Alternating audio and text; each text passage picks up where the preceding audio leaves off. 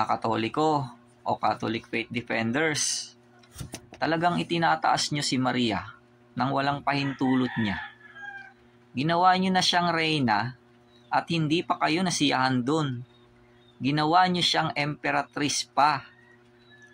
May maipapakita ba kayong history sa mundo na naging empress si Maria?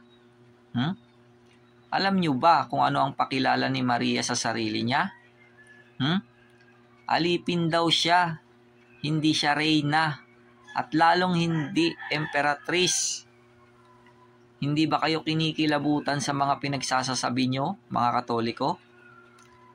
Basa sa Biblia, sapagkat ikaw ay magsisiyasat, isinasamo ko sa iyo sa unang panahon at pasyahan mo ang sinaliksik ng kanilang mga magulang.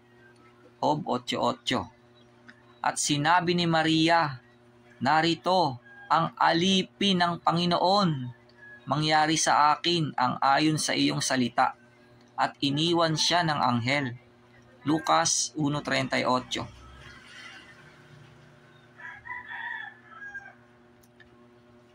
Pabasa Pasyon, Catholic Book, page 4.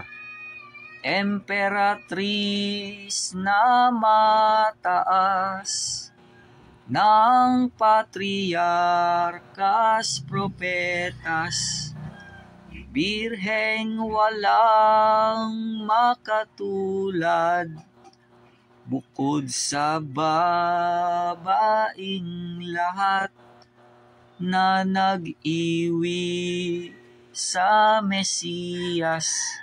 Empress, emperatrice, a female emperor.